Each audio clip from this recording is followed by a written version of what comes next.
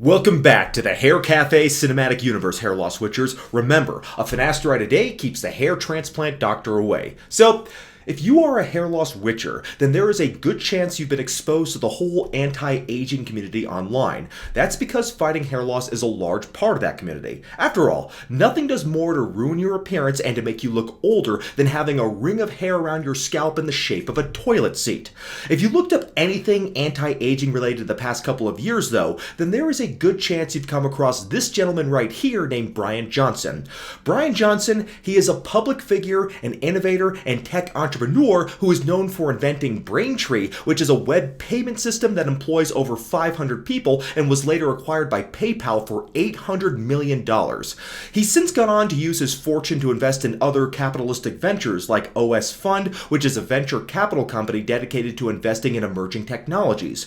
He also founded Kernel in 2016, which manufactures medical equipment like these helmets right here that can be used to measure brain pathologies like Alzheimer's disease, strokes, alcoholism, and other neurological diseases. What he's probably most famous for today, though, is something called Project Blueprint. Project Blueprint is an attempt by Bryan Johnson to halt or reverse the process of aging using both evidence-based methods such as caloric restriction and fasting, as well as experimenting with some more theoretical methods like plasma infusions. He's doing all this while using himself as a case study, and he spent millions of dollars of his own money on this project. I think the science behind anti-aging or age reversal is very interesting, but it is still in its neonatal stage. But looking at Bryan Johnson himself, I am impressed. The man is a few years older than me, but admittedly, he looks a lot younger than me. In fact, if you look at pictures of both him and his son together, he looks more like his big brother than his father. So, I admire the man, and not just because of the important innovations and contributions he's made to the tech sector and US economy, but also for bringing awareness through his work to a very big problem in limitation of the human species. It's the fact that we all die so quickly.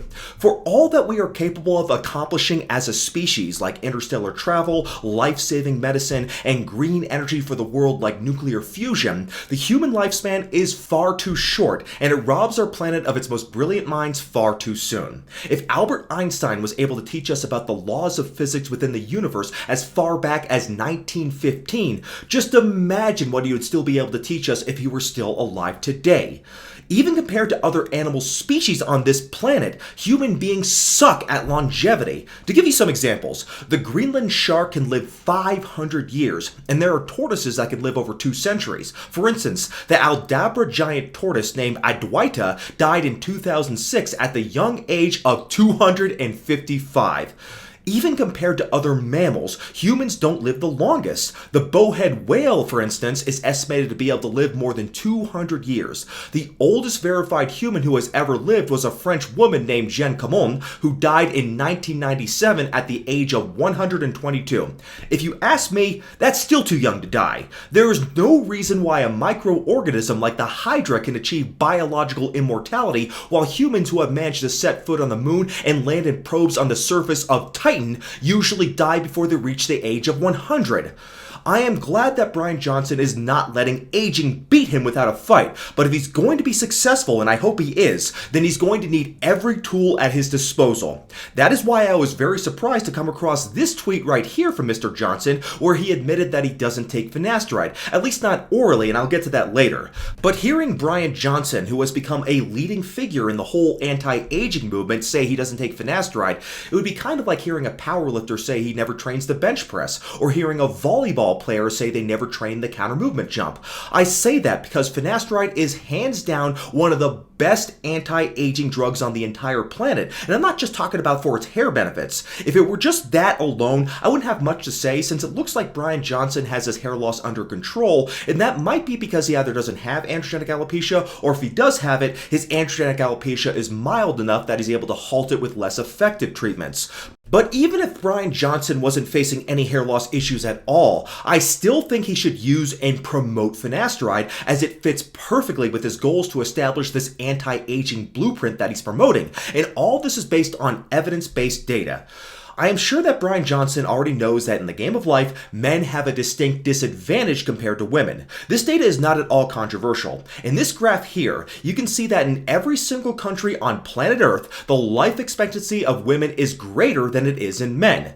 In the graph, the life expectancy of women on the y-axis is plotted against the life expectancy of men on the x-axis. If the life expectancies were equal, the points would all lie on the dotted diagonal line. However, all the points lie above that line, which means that women live longer than men. This is true of first world countries with long life expectancies like Japan at the top right of the graph, and it is also true of third world countries like the African countries at the bottom left of the graph. It doesn't matter where you were born or what your socioeconomic status is. If you were born as a male, your chances of living a long life is lower than it would be if you were female. That is pretty damn unfair. So, you might say that's because women have estrogen, but remember, women lose a lot of their estrogen when they go through menopause in their late 40s or early 50s.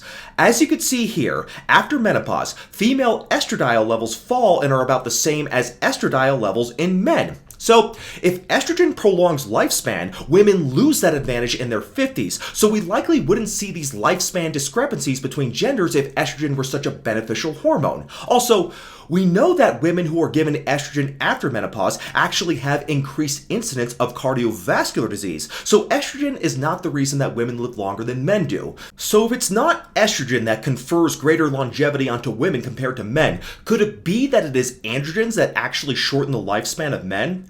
Well, one clue for that is that we know that castrated men who have low levels of androgens actually live longer than normal men. And no, I am not saying that the key to longevity is to get an orchiectomy. I am just bringing this up to illustrate a very unfortunate reality, which is the fact that it is androgens that cause the increased mortality levels in men, and androgens are the reason why we don't typically live for as long as women do. This is particularly true for the most deadly diseases in the world, like cancer, cardiovascular disease, and stroke, but it's also true for other diseases that turn out to be more common in men than they are in women, like Parkinson's disease, for example. So as men, we obviously don't have the option to get rid of our testosterone because we need testosterone in order to maintain our virility, and I doubt even someone like Bryan Johnson would be willing to become hypogonadal even if it could extend his lifespan. Fortunately though, we do have a much preferable alternative to suppressing testosterone. Instead, we can decrease the androgen that we really don't need as adults, and that androgen of course is the trash hormone DHT. So, I've done a whole series of videos on the trash hormone DHT, and of course I'll link those videos below if you haven't seen them yet, but to reiterate some of the points that I've said many times, when I say DHT is a trash hormone, I am only talking about DHT's role in adulthood. We know that during other stages of life, DHT actually is important, such as during fetal development, but also during early puberty. However, when it comes to adults, DHT isn't known to have any beneficial effects or fulfill any role that testosterone can't already do better. Its only notable effects in adults are bad things such as causing acne, prostate enlargement, and of course hair loss on our scalps due to androgenic alopecia. It doesn't do anything beneficial at all. People often get offended when I say this, but I'm just telling you what the scientific consensus is. The fact is that DHT does not have any beneficial role in adults. Just because it is chemically similar to testosterone doesn't mean it is important like testosterone. I really think that if DHT did not have the word testosterone in it, far fewer people would think it is important. In fact, if we are interested in anti-aging, it's important to realize that the best thing we can possibly do to prolong our life is to suppress DHT.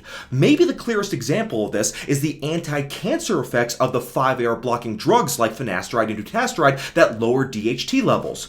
We've known finasteride lowers the incidence of prostate cancer since 2003 when the prostate cancer prevention trial was published. This was a prospective randomized control trial of almost 19,000 men who got either 5 milligrams of finasteride per day or a placebo. Now, one concern that the study raised was that the incidence of higher grade prostate cancer was slightly higher in the finasteride group than in the placebo group. However, one possible explanation of this was that the higher grade cancers were just easier to detect because finasteride shrank the prostates of the men. But Since that time, we've acquired more data and we now have 18 years of follow-up data on the subjects in this study. This data was published in 2019 and it shows that the risk of dying from prostate cancer was lower with finasteride than with placebo. So there is no indication whatsoever that finasteride increases the risk of more serious cases of prostate cancer. Instead, the long-term data still shows that finasteride decreases the incidence of prostate cancer, which is one of the most lethal forms of cancer, as well as one of the most common causes of death in men. In case you're wondering if this is just an effect of finasteride specifically and not directly related to lower DHT levels, it turns out we have a similar study looking at dutasteride, which is another 5-AR inhibitor. That study found that a dose of 0.5 milligrams per day of dutasteride also lowered the incidence of prostate cancer compared to placebo. So reducing the risk of prostate cancer is already a good enough benefit as it is, and that benefit alone would be enough to justify using finasteride. But prostate cancer isn't even the only cancer that is affected by 5-AR blockers. Recently, there has been some basic research looking at the effects of finasteride on one of the deadliest of all cancers. I'm talking about the skin cancer called melanoma. To explain melanoma, it is a cancer of melanocytes, which are skin cells that contain melanin. Melanin is a pigment that is responsible for the darkening of the skin that occurs naturally in different ethnic groups. It also causes the tanning of our skin when it is exposed to ultraviolet light. But melanin is also concentrated in birthmarks and moles, and sometimes these moles turn into melanomas. The good news is that a melanoma is very curable, but only if it is caught early. The very bad news, though, is that it can be very difficult to distinguish a melanoma from a regular mole. Melanoma, it tends to have more irregularities in shape than a mole, but if you have a mole someplace that isn't easy to see, like on your back, you may not notice it turning into a melanoma. I even had a scare myself not too long ago. A few years ago, I made a video of myself hitting a sledgehammer outside of my house and I was shirtless, but I remember someone who saw the video told me that they noticed a big mole on my back that actually looked like it could be melanoma. I actually went to the doctor after that to have it looked at back then, and fortunately for me, but unfortunately for HairGuard, it turned out the mole was not cancer. But the fact that I had never even noticed this mole my entire life shows just how easy melanoma can be to not notice. So, the bad news is that if you don't catch melanoma before it spreads, it has a very low cure rate. But there is some more good news here. It turns out that finasteride can inhibit the growth of melanoma cells. So here was an in vitro study of the effects of finasteride on melanin-containing cells, but it did find that finasteride inhibited melanin formation in those cells.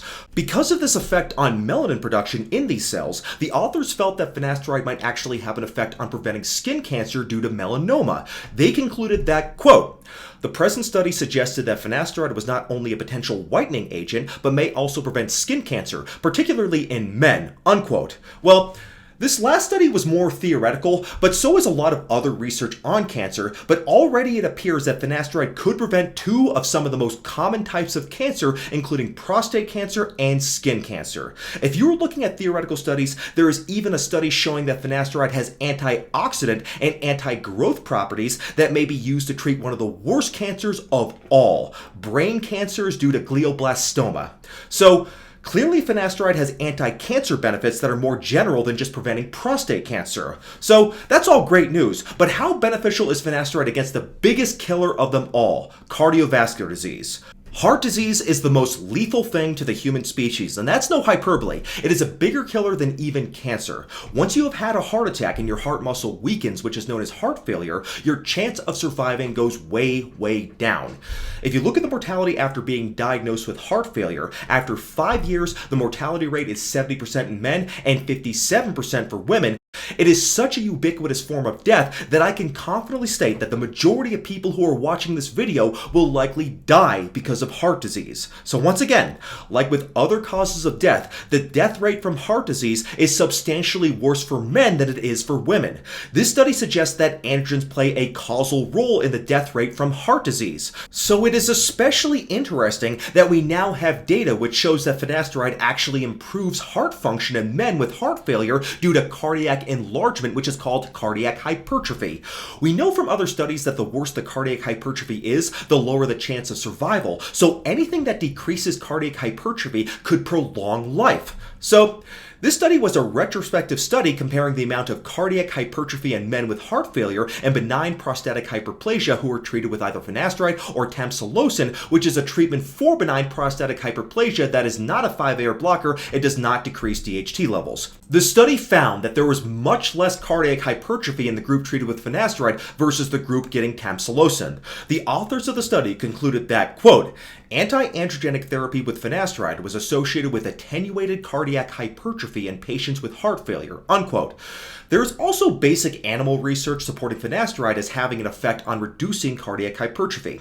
In this study here, cardiac function was improved with finasteride in both obese and in aging rats. The study concluded, quote, finasteride effectively improved cardiac sympathovagal balance in rats under both aging and obese conditions. However, finasteride reduced left ventricular dysfunction only in aging rats. Interestingly, finasteride did not affect these cardiac parameters in normal healthy rats. These findings suggest the cardioprotective properties of finasteride in both aging and obese populations, unquote.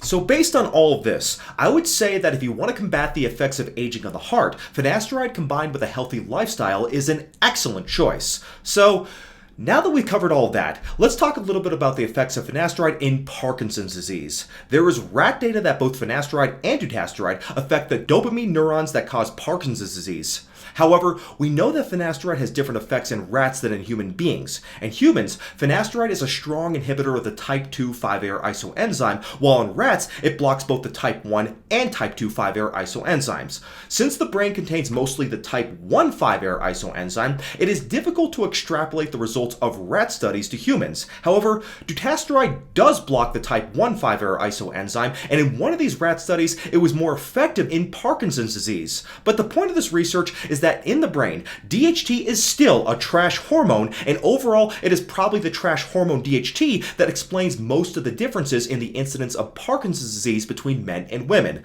So, lowering serum DHT levels with either finasteride or dutasteride might help prevent Parkinson's disease, which has been made famous in recent years by Michael J. Fox, who is a Canadian actor most famous for starring in the cult classic film Mars Attacks. He and thousands of other men and women suffer from this terrible disease, and they may not have suffered from it if they used finasteride earlier in their lives. So, people should really stop panicking about finasteride and neurosteroids, which aren't even affected by finasteride since it blocks the type 2 5-AR isoenzyme as opposed to the type 1 5-AR isoenzyme, which is what creates neurosteroids in the brain. People should realize instead that if anything, the effects of lowering DHT levels are actually beneficial to the brain. I made videos on both the effects on neurosteroids and the beneficial effects of finasteride on Parkinson's disease, and I'll link them all below. But clearly, the weight of evidence shows that the effects of 5-AR blockers like finasteride are highly beneficial in regards to all the major limits on our mortality, including cancer, heart disease, and even some neurological diseases. So, at this point, someone is probably saying, well, Kevin, hasn't anyone ever told you life isn't just about quantity, but also quality? Who wants to live to 60 if our faces end up looking like they were nuked in the microwave? How is finasteride going to help with that exactly? Well, obviously, if you have androgenic alopecia, then saving your hair with finasteride is one of the best anti-aging things you can possibly do, regardless of its other health benefits. Having hair will easily subtract 10 years from your looks, and the older you get, the better having a full head of hair looks. But finasteride can help prevent your skin from aging too. That's because, as it turns out, DHT is a trash hormone for your skin as well. I made a video on that which I'll link below, but to summarize that video, I showed that there is some data from back in 1977 that showed that while androgens increase collagen in the skin, they also decrease elastin in the skin. Collagen is what gives skin its firmness, but elastin increases the elasticity of the skin. Unfortunately, when people get older, they lose both collagen and elastin, which causes sagging and wrinkles. Anyways, in this figure, Group 1 is a control group of castrated mice, and Group 2 is a group of castrated mice that receive testosterone. As you can see, testosterone causes increases in collagen synthesis, but at the same time, it decreased elastin levels. So, unfortunately, this is an old study, so the investigators didn't look at using a 5-AR blocker to see if the effects of testosterone on collagen and elastin were due to testosterone itself, or due to the trash metabolite of testosterone, meaning DHT. However, we fortunately have more than just rodent studies studies here. We have some actual human data on the effect of lowering DHT in the skin. This study here used a topical product called ethocyan, and it showed in a double-blind trial of 20 subjects that the product increased skin elastin content as seen in these before and after photos. Ethocyan is supposedly an anti-androgen that specifically inhibits DHT in fibroblast cells, which are the cells that produce both collagen and elastin. However, it looks like ethocyan went out of business in 2021, and apparently that was because they got into trouble for selling the product as a cosmetic product while touting its drug effects, which is a big no-no by the FDA. This reminds me a bit of the situation with Cosma RNA, because Cosma RNA decided to bypass the drug approval process and market itself as a cosmetic product, even though it is also claiming on its website to medically treat androgenic alopecia. So we'll see if they get into any trouble for doing this, but you know, I don't care about Cosma RNA. I'm done covering that product for now. Anyways, there are other reasons to consider lowering DHT levels for skin health besides the possible effects of DHT on decreasing elastin. One of the reasons our skin looks worse and worse with age is because of injury to the skin from exposure to ultraviolet light. It turns out that androgens have an effect on wound healing, and that effect is sadly not a good one at all. That is because androgens actually slow wound healing. But it's not testosterone that slows wound healing. No, it is the trash hormone DHT. I know this because there was a study I went over in my earlier video on DHT and skin health, and in the study, it was shown that a 5-AR blocking drug called MK434 improved wound healing and decreased inflammation around wounds. The authors of the study concluded that, quote, inhibition of 5A reductases, either topically or systemically, might represent a new therapeutic strategy to accelerate healing in elderly males. In addition, further research shows that DHT prevents regrowth of skin epithelium, which is the outer layer of the skin. So like I said, I go into this research in more detail in the video on skin health that I made, which I'll link below. But the point is, there is data that DHT decreases skin elastin and interferes with skin healing, all of which contributes to the aging of the skin. So lowering DHT by taking finasteride seems like a no-brainer decision for anyone who is interested in anti-aging, and it should be a strategy that Bryan Johnson should incorporate as part of his blueprint program, whether it be through finasteride or any other DHT-lowering compound like dutasteride. So I understand Bryan Johnson actually does use topical finasteride, and that is fine since we all know that topical finasteride still works for hair loss. However, his advocacy of topical finasteride over oral finasteride seems both redundant and a bit counterproductive. You see, I think it's redundant because topical finasteride, it still goes systemic. Even when using smaller doses of the drug, it still easily penetrates the skin and gets into the bloodstream.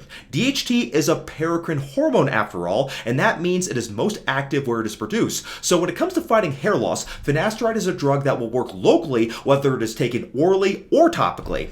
The reason why I say it's counterproductive though is because we shouldn't be talking about how to limit finasteride systemic absorption. We should want finasteride to go systemic since it has many benefits beyond just stopping hair loss. I know these benefits are not as well researched as what the drug is approved for, like hair loss and enlarged prostate, but I figured that was kind of the purpose of Bryan Johnson's Project Blueprint to begin with, to use himself as a case subject in order to test out some of these more theoretical benefits in order to see if there are any real beneficial outcomes to his longevity plans, and I think the benefits of finasteride are far too great for him to ignore. So I'd ask Bryan Johnson to reconsider his avoidance of oral finasteride, since the evidence I presented here shows that finasteride may help prolong his life by reducing the risk of common deadly diseases, while at the same time improving the quality of his life by preserving his hair, improving his skin quality, and preventing prostatic enlargement as he gets older. Personally, I want to live long enough to see mankind travel the stars and set foot on Proxima Centauri b.